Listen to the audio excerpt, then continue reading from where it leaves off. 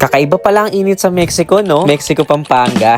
Sumilo nga muna kami dito sa The Cabin Loft. Isang staycation na sa halagang 3,450 lang ay good for 4 packs na. I like the minimalist vibes. May tab lang sa labas kung saan pwede kayo magtampisaw at kasya pa ang 4 na tao. Kaya ayan, nagbabad muna kami ni Obi Lourdes sa sobrang init. May malawak din silang sala with sofa at TV with Netflix. Sa taas naman ay kasya ang 4 packs. Napakalamig din dahil air condition at mabilis ang wifi. Malawak din dito, may mga tambayan spots at literal na hinabot talaga kami ng umaga sa sarap ng kwentuhan. Kung gusto nyo ng malaking pool ay available din sa clubhouse nila for additional 100 pesos lang per person. Nag-enjoy talaga kami dito sa The Cabin Loft at meron din silang Facebook page kung gusto ninyong magpabook. Dahil from north ay uuwi kami sa south ay for the first time ay nag-Venice Grand Canal na rin kami ni Obi Lourdes para maranasan ang pagsakay sa bangka habang hinaharana ng kanilang bangkero. When the stars make their do just like a pasta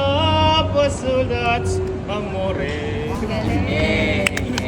Napakaganda rin mag-picture taking dito. Medyo matagal na to pero ngayon lang kami nakabisita. Ang saya pala at talagang kala mo nasa ibang bansa ka sa vibes. Dahil pangkainan at mga resto na pwedeng pagpilian. Saan pa kaya masarap gumala next netizens? I-comment nyo naman dyan sa ibaba at baka sa lugar nyo naman kami next na pumunta. Heart and follow for more.